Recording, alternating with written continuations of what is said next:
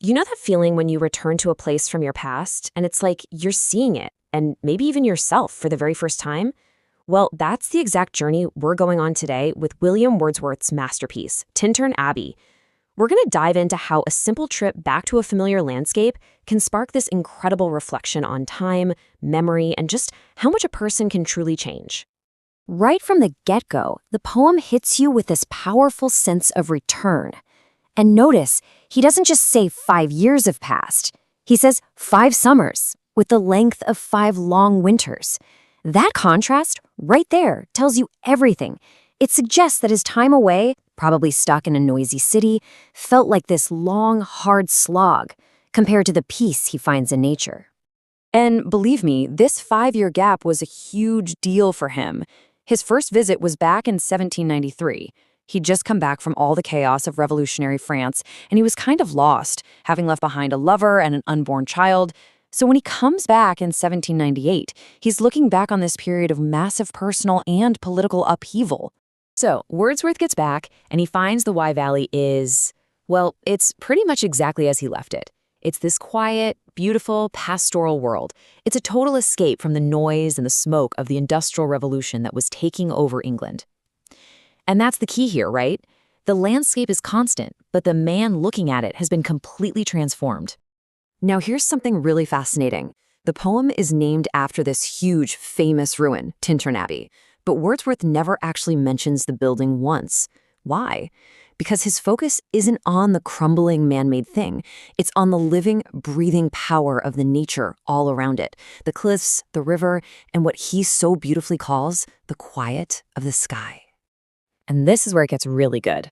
The impact of this place didn't just end when he walked away 5 years ago. For Wordsworth, the memory of this landscape became his lifeline. It was this mental escape hatch he could use to get away from the stress and noise of city life. He actually breaks down how nature's influence works into these 3 incredible stages, or gifts. First, you've got the immediate joy of just being there, taking it all in. Second is what he calls tranquil restoration. That's the healing power of the memory when you're far away. And third, and this is the deepest level, that memory becomes a kind of moral compass, inspiring these small, almost unconscious acts of goodness. This quote just perfectly captures that second gift, doesn't it? He says that when he was in those lonely rooms and surrounded by the din of the city, the memory of this place brought him sensation sweet. It wasn't just a nice thought, it was a real resource that soothed his spirit and completely recharged his soul. Okay, so this is where we really see Wordsworth's transformation. His view of nature has totally evolved. It's not just about a pretty view anymore. For him, it's become this deep, almost mystical connection to the entire universe. He just masterfully contrasts his 2 selves here. You have his younger self, who experienced nature with this wild physical energy. He says he bounded over the mountains like a roe, a deer. Nature was an appetite. But the mature Wordsworth, he sees so much more. He now hears the still, sad music of humanity in the landscape, and he feels a spiritual presence that lets him see into the life of things. This whole evolution leads him to this profound spiritual light bulb moment, a belief that's super close to something called pantheism. Basically, it's the idea that a divine spirit flows through absolutely everything, connecting the natural world, the sun, the ocean, and the human mind into one single living system. This is it. This is the heart of his revelation. He feels this universal force, this motion and a spirit that connects everything from the sunset to his own thoughts. The landscape is no longer just a pretty place. It has become something sacred, a real manifestation of the divine. Now, it's so important to remember that Wordsworth isn't alone on this trip. He's with his sister, Dorothy. And she's not just tagging along, she's the poem's silent listener and a really powerful symbol of his own past. In all of Dorothy's youthful excitement and her pure joy, Wordsworth sees a perfect mirror of his younger self. She represents that immediate sensory connection to nature that he used to have.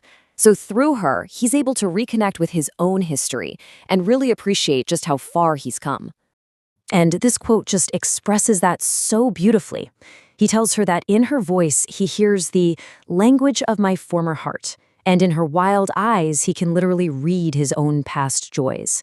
She becomes the living, breathing proof of the incredible transformation he's gone through. The poem then builds to this really powerful conclusion. Wordsworth offers up a prayer, but it's not to any traditional god.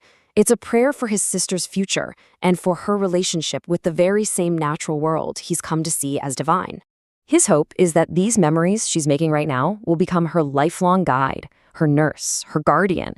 He wants her to have the same inner resource that he's found, a deep well of comfort and wisdom that can get her through all of life's challenges, whether it's loneliness, fear, or even grief.